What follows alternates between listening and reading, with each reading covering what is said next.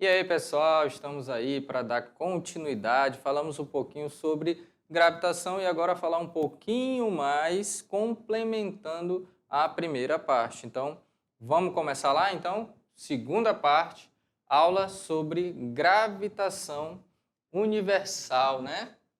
Essa gravitação universal ela está de acordo com todos os planetas, ela tem relação com a massa, porém ela está presente no universo inteiro.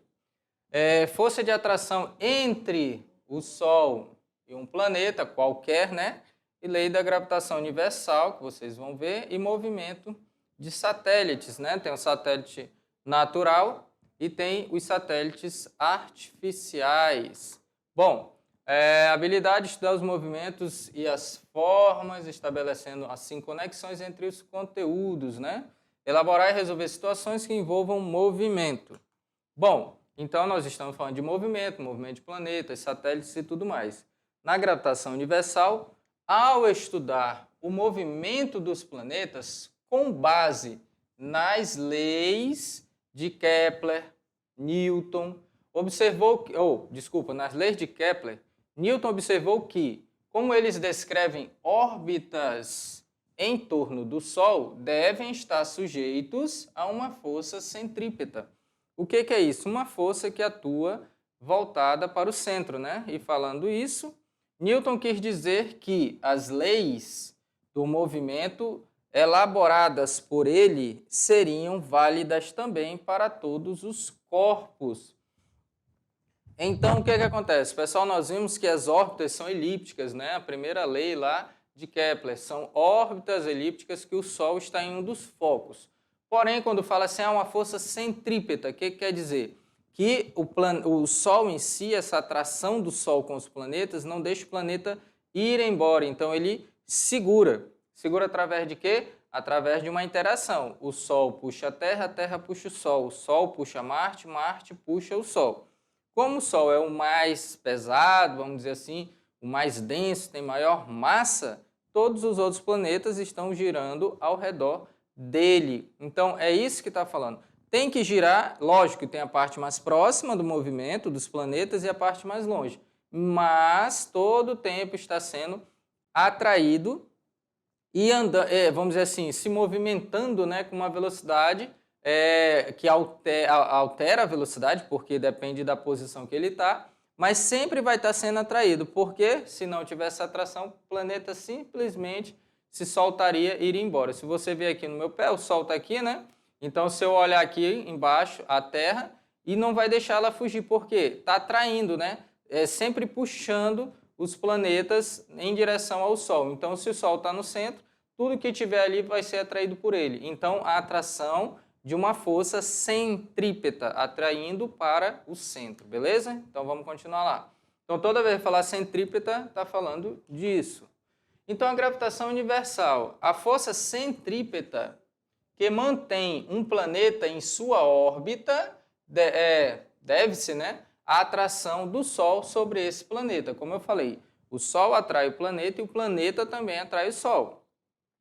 Ele designou por F, vetor, né, essa força centrípeta. A força centrípeta aponta do planeta para o Sol. Quando eu falo centrípeta, aponta para o centro, certo? Mas se eu fosse pensar de uma forma diferente, lá vem uma pergunta. Mas os planetas também atraem o Sol? Sim, só que nós estamos falando da força centrípeta apontando para o centro. Os planetas atraem o Sol também, porque é a terceira lei de Newton, né? Toda ação tem uma reação na mesma direção e de sentidos opostos com a mesma intensidade. Ah, mas o planeta é menor, tem menos massa, mas a intensidade é a mesma, não dá para ser maior, certo? Então sempre vai estar atraindo. Mas quando se falar de aceleração centrípeta ou força centrípeta, é uma força que atua para o centro, beleza? Vamos lá. Então, continuando. Força de atração entre o Sol e um planeta qualquer, certo? F é proporcional à massa m do planeta, certo? Então, você tem que considerar a massa do planeta. F é proporcional à massa do Sol também. Porque tanto o planeta atrai o Sol, quanto o Sol vai atrair esse planeta. Então, você tem que considerar massa maior. Nós colocamos M maiúsculo para o Sol e M minúsculo para o planeta, né? Para ficar algo assim que você já identifique. F é inversamente, olha o que fala. F é inversamente proporcional ao quadrado da distância. Gente, quando fala quadrado, essa distância tem que estar ao quadrado. Vai ser o R, né? A distância do Sol até o planeta. Entre o Sol e o planeta, quando o valor de R aumenta, o valor de F diminui. O que isso quer dizer? Se você analisar, por exemplo, o Sol está aqui, né? O planeta Terra está ali. O que acontece? Se eu tiver um planeta mais distante, o que vai acontecer? Ele vai ter uma atração menor, porque a distância está aumentando. E toda vez que aumenta essa distância, quanto maior a distância, menor é a força, só que não diminui a força proporcionalmente. Não é assim. É inversamente proporcional ao quadrado. Então, vocês vão ver que quando eu dobro a distância, eu dobro a minha distância, a força vai diminuir, como se eu pegasse a distância e elevasse ao quadrado. Dobrar 2, né? 2 elevado a 4, ou 2 elevado a 2 vai dar 4. Então, vai diminuir muito mais. Mas a gente vai ver isso aqui na frente. Vamos lá. Então, pensa assim, sempre diminui a força. Então, ó, lê de novo. F é inversamente. O que acontece? Quando a distância aumenta, a força diminui, proporcional ao quadrado da distância, tá? Então, prestar atenção. Exemplo. Se R é duplicado, 2 vezes maior, F se torna 4 vezes menor, porque é 2 ao quadrado. Se R é triplicado, F é 9 vezes menor, porque é 3 ao quadrado. E se for quadruplicado, F se torna 16 vezes menor. Então, é isso que eu estou dizendo. Então, imagina aí que eu faça a distância aumentar 9 vezes. 9 elevado ao quadrado, 81 vezes menor a força de atração. Entendeu? Então, se é 3, vai para 9 a redução da força. Se aumenta a distância em 5, a força diminui 25 vezes. Beleza? Então, vamos lá, continuando. Então, é sempre o quadrado da distância. Bom, matematicamente, a força de atração é F, certo? Entre o Sol e os planetas é dada por. Olha só, a força ela tem a ver com as duas massas dividido pela distância ao quadrado multiplicado por uma constante, né? Fala-se que sempre quando nós fazemos alguns cálculos, aparecem essas constantes. É um erro, né, que tem que ser corrigido e acaba aparecendo em todos os cálculos. Então, ele é adicionado a esse cálculo. Então, G é uma constante de gravitação universal. Não é o valor da gravidade, a aceleração que fala. A aceleração da gravidade é aproximadamente 10 ou 9,86 alguns números, né? Então, pessoal, olha só, quando fala aceleração, é 9,86 alguma coisa que arredondamos para 10. A aceleração. A constante gravitacional, ela vai servir para todos os planetas, todas as estrelas. Por quê? A aceleração gravitacional ela tem a ver com a massa do planeta. Então, aqui na Terra, 9,8. Na Lua, então, é bem menor. Então, o que você faz? Diminui. Então, lá você vai ter uma sensação de peso menor. Aí está falando de aceleração. Mas a constante gravitacional vale para qualquer planeta, em qualquer local, certo? Quando você for fazer essas resoluções de atividade. Vamos continuar lá. Então, quando fala de aceleração da gravidade, é o G lá, tá? 9,8. Aqui não. Esse G maiúsculo é uma constante gravitacional universal.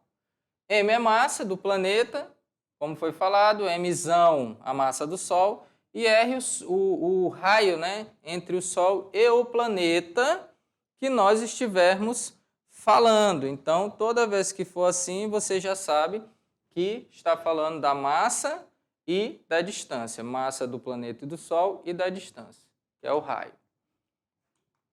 Onde essa gravidade vale exatamente isso aqui. É muito, mas muito, muito pequena. Então, G é 6,67408. Ah, eu posso arredondar? Lógico, vamos arredondar aqui aproximadamente para 6,67, por exemplo, vezes 10 a menos 11. Então, se você for analisar, a aceleração da gravidade, gente, ela é uma força bem pequena. Por exemplo, você não vai ver aí uma pessoa andando e a outra do lado atrair e grudar. Isso aí é outra situação. A pessoa que quis abraçar lá não tem nada a ver com a força da gravidade, certo? Mas a força da gravidade, ela atua entre dois corpos pequenos. Mas é tão pequeno, tão pequeno, tão pequeno que é imperceptível. Mas se você tentar pular, você volta para a superfície. Porque aí você tem uma massa imensa lhe atraindo. Então você vai cair. Aí falando de buraco negro, né, que é planetas que a pessoa acha que buraco negro é um buraco e tudo cai lá dentro. Não, é um planeta supermassivo que atrai tudo. Aí existe o horizonte de eventos que passou ali é atraído. Até a luz é atraída por esses planetas negros, né, que é imensos também. Aí tem a estrela de nêutron e tudo mais. Mas o que está se falando é quando é muito pequeno, não tem uma força suficiente para fazer, por exemplo, duas pessoas se atraírem, né? Isso aí não tem condições, beleza? Mas é uma força, se você pensar pequena. Se for a do ímã de um ferro, a força de... Quando você fala aí de... Pronto, agora fugiu o nome. É uma do ímã atraindo, né, a força magnética, o ímã vai atrair outro ímã ou um ferro. É muito maior que a força gravitacional. Porém, a força do ímã ela é de curta distância. A força gravitacional está presente no universo inteiro. Então, atrai em distâncias muito distante mesmo. Aí vai falar astronômicas, né? Então, vamos continuar lá? Então, toda vez que fala, a força-gravidade é muito pequena, mas tem um alcance imenso. As outras são fortes, mas o alcance é muito curto. Bom, a equação anterior diz o seguinte: a força de atração do Sol sobre um planeta é proporcional ao produto de suas massas. Produto é o quê? Multiplicar a massa do Sol e do planeta. É inversamente proporcional, certo? Inverso ao quadrado da distância entre eles. Então, prestar atenção. Se eu aumento a massa, eu aumento essa força. Olha aqui, ó. Se eu aumentar a massa, veja aqui, ó. Quando eu aumento as massas, a força aumenta, certo? Mas se eu aumentar a distância, eu diminuo, porque está sendo dividido. Então, ela aumenta quando a massa aumenta e diminui quando a distância aumenta. Então, olha só, aumentei as massas. Quanto maior a massa, maior a força de atração. Só é você lembrar. Quanto mais massa, maior a atração. Quanto maior a distância, menor essa atração. Beleza? Mantendo as massas. Vamos lá. Então, continuando aí. É isso que está sendo dito aqui, ó. Bom, um exemplo. O planeta Marte está a uma distância média igual a 2,3 vezes 10 a 8 km do Sol, sendo 6,4 vezes 10 a 23 kg a massa de Marte e 2 vezes 10 elevado a 30 a massa do Sol. Então, olha aí a massa dos dois, né? Determinar a intensidade da força com que o Sol atrai Marte. É dada a constante de gravitação universal, que já foi falada, né? 6,67, dando uma arredondada, vezes 10 a menos 11. Bom, então vamos lá. Eu já tenho a massa dos dois. Bom, a distância R deve estar em metros. O que você faz? Simples, só pega esse K aqui, ó, e coloca ele como 1000, certo? O que é 1000? É você acrescentar 3 zeros, ou acrescentar 3 valores à potência. Então, aqui a atração, né, entre os dois planetas. Lógico que ele está a imagenzinha da Terra, mas só para demonstrar. Então, R é a distância. O que eu falei para vocês? Está vendo aqui, ó? K representa 1000, que é 10 a terceira, né? Então, repete a base, soma os expoentes, repete o 10, aqui, ó, repetiu 10, e somou 8 mais 3, 11. Regra de potência que foi visto na revisão lá no início das aulas, no primeiro ano. Então, o que eu faço? Vamos lá. 6,67 vezes 10 a menos 11, 2 vezes 10 a 30, a massa do Sol, que é o Mzão. 6,4 vezes 10 a 23, que é o Mzinho, a massa de Marte. E 2,3 vezes 10 a 11, a distância. Distância elevada ao quadrado. Então, olha só, aqui nós vamos ter multiplicação de potência de mesma base, potência de potência, que é 11 elevado ao quadrado, certo? Então, vamos ver como é que fica. Repete a primeira parte e resolve a outra. O que você faz? 2 vezes 6,4, 12,8. Número que não é potência de 10, multiplica normalmente. Potência de 10 só com potência de 10. Multiplicação, repete-se a base, somos expoentes. 30 mais 23, 53. Está aqui, ó. 10 elevado a 53. Perfeito. 2,3 ao quadrado, 5,29. Porque eu tenho que elevar o número somente ao quadrado e depois a potência de 10. Potência de potência, eu multiplico. 11 vezes 2, 22. Então, está aqui o resultado, certo? Todas as regrinhas. 6,67 vezes 10 a menos 11, por quê? Porque eu vou dividir primeiro os valores aqui. Aqui entra outra regra, divisão de potência de mesma base. Antes disso, 12,8 dividido por 5,29 é 2,42. Perfeito? Quando eu tenho potência de mesma base dividindo, eu repito a base e subtraio os expoentes. Então, vai ficar 53 menos 22, que vai dar o quê? 31. Então, só é você olhar as regrinhas. Então, aí apareceu 3 regrinhas de potência. Pessoal, potência de mesma base, multiplicação, repete a base, somos expoentes. Potência de potência, multiplica a potência. Lembrando, se tem número, eleva o número normalmente, sem mexer na potência de 10. Depois faz a potência de 10. Se é uma divisão, você faz o quê? Repete a base. Se na multiplicação soma, na divisão só pode subtrair. Subtrai os expoentes. Beleza? Então, vamos continuar lá. Apareceu 3 regrinhas de potência de 10 aí, se você analisar.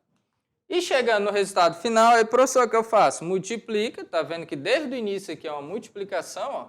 Desde o início aqui é uma multiplicação. Então, 6,67 vezes 2,42, certo? Você vai ter um resultado. Vai falar, professor, mas como assim? Você vai chegar no resultado e depois você vai colocar em potência de 10. Ou em notação científica, né? Não em potência de 10. Analisa aqui, ó. Repete a base e somos expoentes, certo? Então vai ficar 10 elevado a menos 11 mais 31, que é a mesma coisa que 31 menos 11. 31 menos 11 dá 20, certo? 20. Aí ficaria um valor aqui, por exemplo, 16 vezes 10 elevado a 20. Ah, professor, mas está 1,6. Perfeito. Passa a vírgula para a esquerda e soma 1 na potência. Se você passar a vírgula para a esquerda e somar 1 na potência, vai ficar 1,6 vezes 10 elevado a 21. E aqui mais uma regrinha naquelas questões lá de potência de 10, né? Então, pessoal, olha só. Você fez o quê? Você simplesmente organizou e colocou em notação científica. Ah, professor, meu Deus do céu, mas é cálculo. Gente, passo a passo, lembrando a regra, você faz. Não é perguntar, professor, eu vou multiplicar, eu vou somar. Não é isso. Lembra da regra. Multiplicação, repete a base, somos expoente, divisão subtrai, potência de potência multiplica e notação científica é passar a vírgula para a esquerda ou para a direita. Se o número é grande, eu diminuo, a minha potência tem que ser grande, porque tem que voltar a ser um número grande. Se o número é pequeno, eu vou passar a vírgula para a direita. Então, eu vou ter que colocar a potência negativa. Então, vai lembrando e volta lá naquelas regras. É importante. Vamos continuar. Então, olha aí. Chegamos no resultado, né? Beleza. Lei da gravitação universal, ainda Newton viu que Terra atrai a Lua, olha só, com uma força de mesma natureza, tá? Não é igual de valor, natureza. Com que o Sol atrai os planetas. E com a mesma força que a Terra atrai qualquer objeto. Qualquer objeto. Não interessa se é uma pessoa, se é um satélite, o que seja. A mesma forma que o Sol atrai a Terra e os outros planetas, a Terra atrai qualquer objeto. Então, surgia, né, assim a ideia da gravitação universal. Por que universal? Porque vale para qualquer objeto, qualquer coisa que tenha massa. Não interessa se é uma pessoa, se é um caminhão, se é um avião. O avião voa, beleza, desligou a turbina, faz o quê? Cai, porque tem atração. Atração gravitacional. Então, vai atrair qualquer objeto. Então, se vale para o Sol e para a Terra, vale para o Sol e para a Lua, vale para a Terra e para a Lua, vale para a Terra e qualquer objeto que esteja ao redor da Terra, que são os satélites artificiais, que tem inúmeros, né? E até falando nisso, já existe até um lixo espacial, porque tem muitas bases espaciais que deixam de funcionar e fica rodando ao redor da Terra. Então, cria esse lixo até no espaço. Então, vamos lá, continuando. Dois corpos quaisquer se atraem com uma força F, aí a gente coloca o vetor, né, porque tem que dizer para onde está apontando, denominada força gravitacional, cujo valor é dado pela mesma expressão matemática da força entre o Sol e um planeta. Estão vendo? Vamos lá. Considerando M1 e M2 as massas de dois corpos, separados por uma distância r, haverá entre eles uma força F de atração dada por. Então, lembra lá, ó, agora não colocou Mzão, Mzinho, mas são massas de dois corpos, independente de qual seja, certo? Qualquer corpo. Então, falando do movimento satélite, né? Como ocorre isso, né? Então, satélite é o quê, né, gente? Vocês sabem que tem um satélite natural e tem os satélites artificiais, né? Então, o que seria um satélite? É um objeto que se move ao redor de um planeta, descrevendo trajetórias elípticas ou circulares, certo? Então, pode ser próxima de um círculo perfeito ou elíptica. A Lua é um satélite natural da Terra, certo? Então, aí a Lua é natural. Mas existem os satélites artificiais produzidos pelo homem. Então, aí está presente, né? O movimento dos satélites ao redor de um planeta obedece às leis de Kepler, tá vendo? E a gravitação universal. Então, observe a figura aí. A lei de Kepler, ela fala o quê?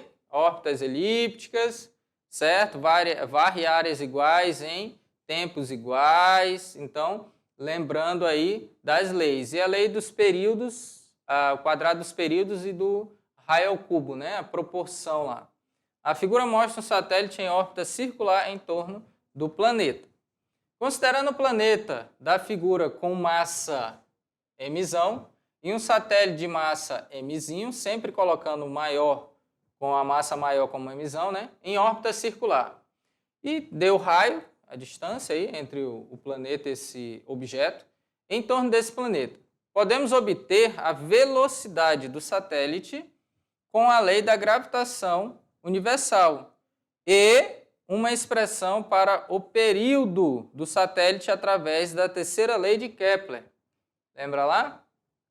A terceira lei de Kepler, quando você coloca, né, a t ao quadrado e r ao cubo. Então, primeiro, nós vamos usar a gravitação universal. A força de atração gravitacional entre o satélite e o planeta é centrípeta. Assim, podemos obter duas equações. As equações de força, eu posso fazer o quê? Igualá-las. Aqui, o porquê que está mostrando isso? É mostrando que essas leis, elas vêm de algum lugar. Sempre são de comparações. Então, eu vou comparar essa parte aqui, que é força, e essa parte aqui também é força. Então, F e F, eu posso dizer que esses dois aqui são o quê? Iguais também. Então, olha aí, sendo as duas forças iguais, podemos igualar as duas equações, obtendo outra expressão. Até chegar nessa, ou uma das duas, né? Tanto essa quanto essa aqui, ó, são iguais. Só passou ali o quadrado como raiz. Gente, aqui não é para vocês fazerem essa demonstração, é só mostrando de onde aparecem essas equações, certo? Então, essa velocidade depende de quê? Da constante gravitacional, da massa do planeta maior e da distância. A massa menor não vai influenciar, só a massa maior, certo? Então vamos lá. Para calcular o período do satélite, que é o tempo que ele leva para dar uma volta ao redor do planeta, período sempre é o tempo de uma volta, tá? Podemos utilizar a expressão encontrada para a velocidade e relacioná-la com a equação da velocidade no movimento circular. O que acontece? Você pega a equação, só que aqui, ó, velocidade em movimento circular é velocidade angular, né? Então, tem aí que usar velocidade angular e raio. Então, sempre lembrar disso aí. Então, ó, quando fala de ângulo, velocidade angular é a velocidade com que o ângulo gira, aumentando. Então, é 2π, lembra? Dividido por t. Lembra lá, essa questão do π ele aparece em circunferências em relação a ângulo, tá? Fazendo uma demonstração aqui, que nós não vamos entrar totalmente nela, eleva-se ao quadrado, faz uma simplificação até chegar aqui, ó. Então, o período vai ser t quadrado igual a 4π quadrado r ao cubo, g, que é a gravitação universal, e a massa maior, certo?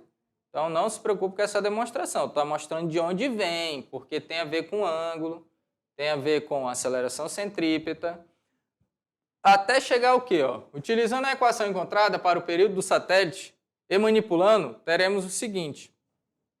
Olha aqui, ó, fazendo uma arrumação. T quadrado dividido por r ao cubo é igual a 4π ao quadrado g vezes mzão.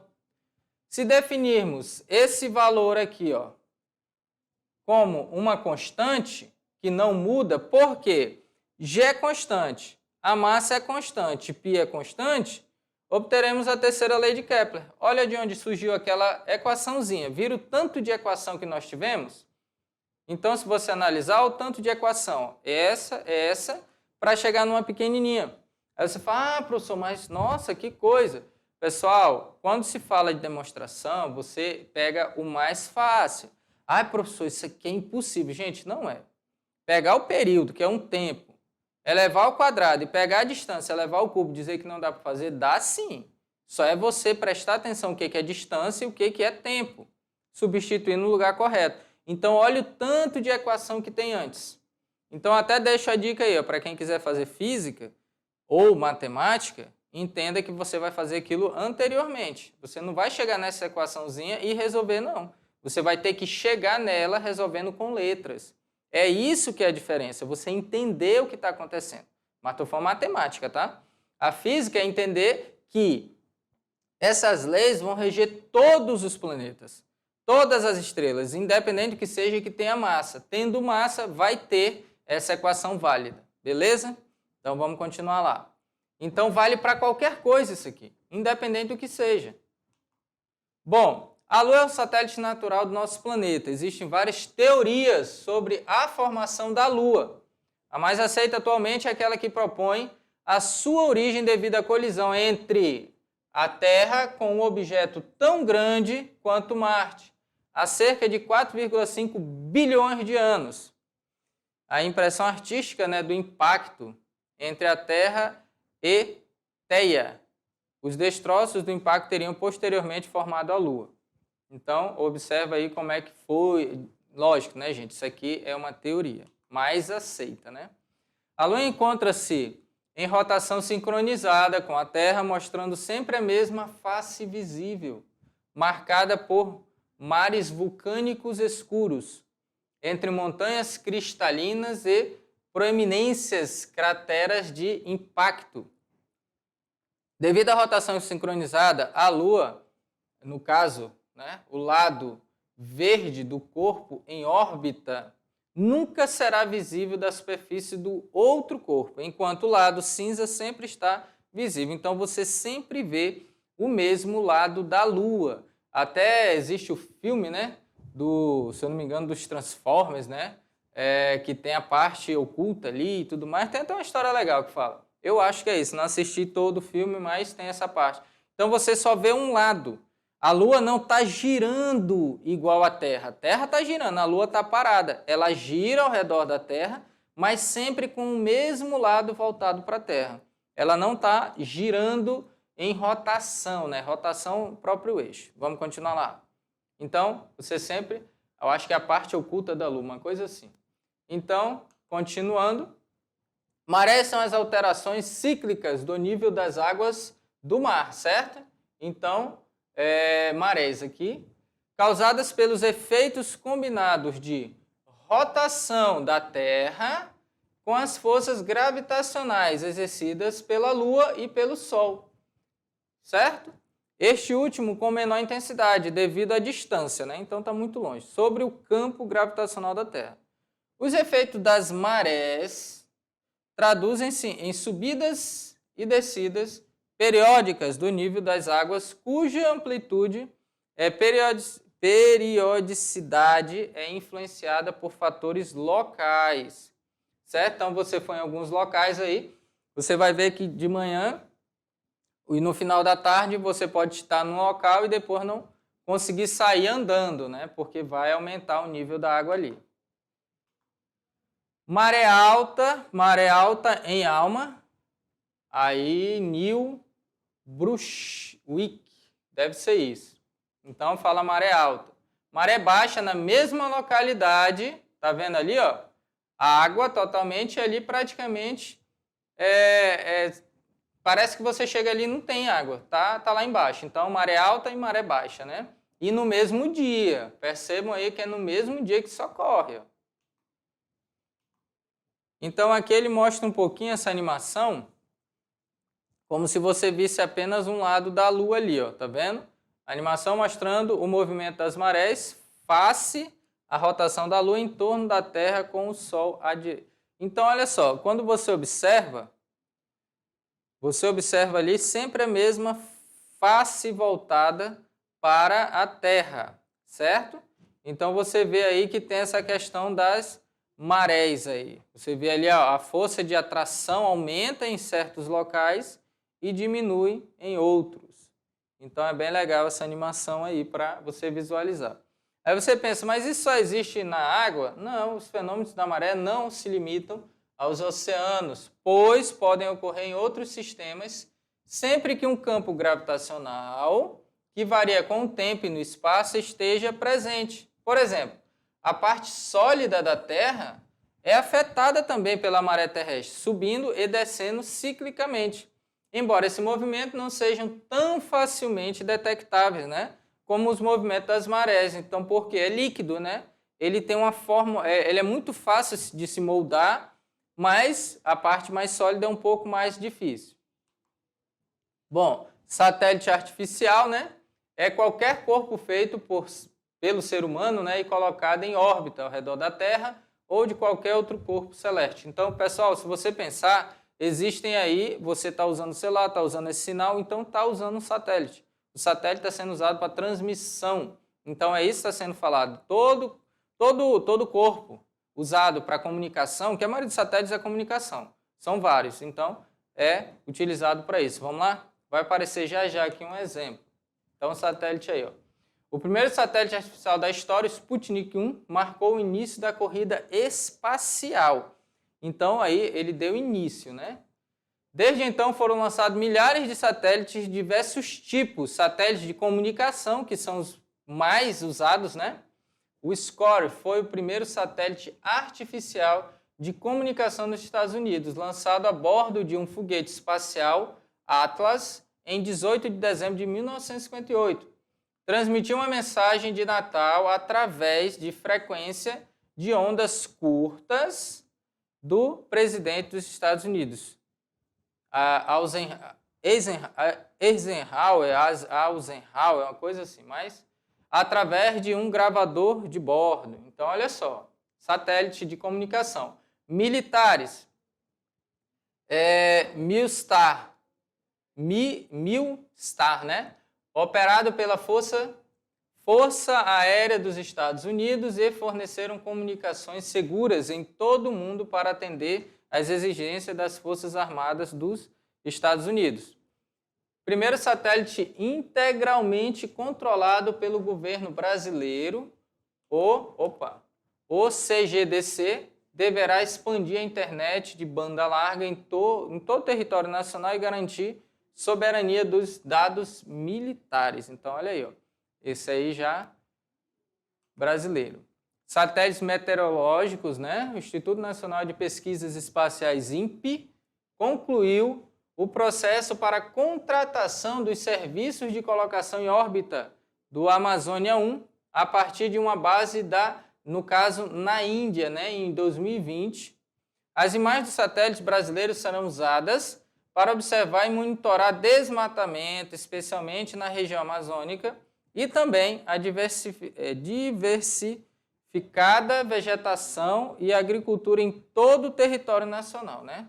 É uma questão de acompanhamento. Com a Amazônia 1, o Brasil passa a dominar o ciclo completo de desenvolvimento desse tipo de satélite, desde o projeto até a integração e operação em órbita. O projeto impulsiona a indústria aeroespacial do Brasil ao promover tecnologias 100% nacionais. Isso aqui é muito importante mesmo.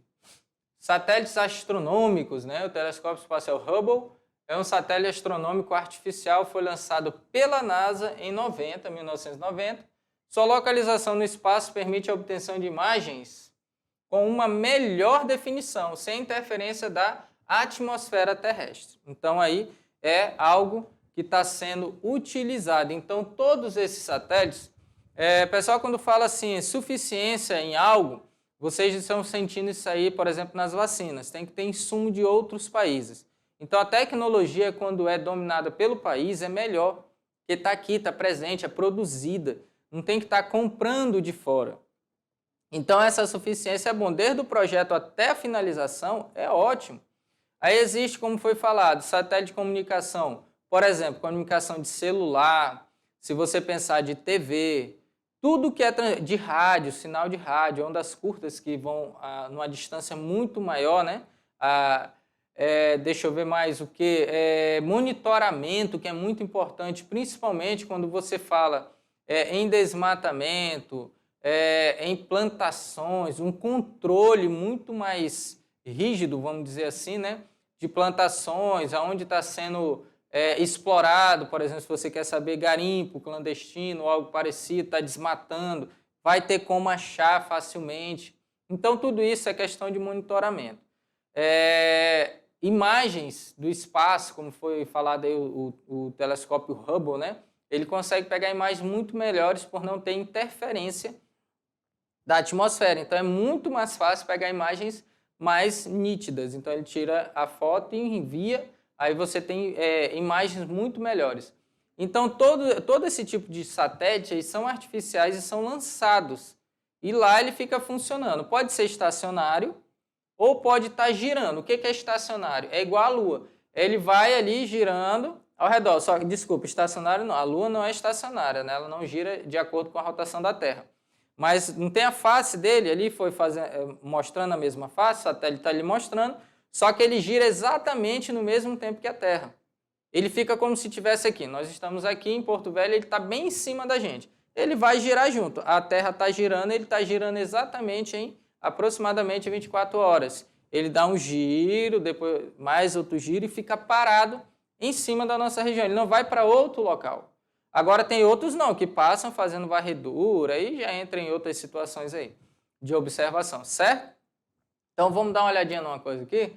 Aqui vocês vão ter um experimento força centrípeta, vocês vão ter aí, como aqui é complicado, aqui ia bater bastante, não dá para fazer aqui dentro, vocês vão fazer o seguinte, vocês vão pegar dois objetos, o que seriam isso? De preferência borracha, para não machucar. Ou uma borracha para colocar na ponta da linha de nylon, né, que é melhor, é mais difícil de arrebentar, uma linha de pesca. Você pega, amarra a borracha numa ponta, pega o tubo de caneta e tira aquelas tampinhas e o tubinho dele, da tinta, tira, passa a linha pelo meio, coloca lá embaixo e amarra outra borracha. Uma borracha menor em cima e uma maior embaixo. Ou uma borracha em cima e algo um pouco mais pesado que a borracha. Pode ser, tipo assim, 5 vezes mais massa do que a borracha. O que você vai fazer? Você vai pegar, puxar um pouco e vai girar, tomando cuidado. Girar você vai perceber que se você girar devagar, o objeto vai descer. Se você girar mais rápido, o objeto vai subir. Mas vai chegar um ponto, se você girar, que ele vai permanecer parado. Então, o que seria isso? É exatamente quando você tem a atração entre a Terra e a Lua, por exemplo. Ele não desce e nem sobe, fica paradinho. A velocidade é proporcional ao quê? É proporcional à atração. Então, essa linha vai fazer a parte da atração. Beleza? Então, façam aí em casa, é um experimento bem simples, bem legal. Foi no plano de aula. Então, façam aí que é bem interessante, beleza? Então, a aula continua.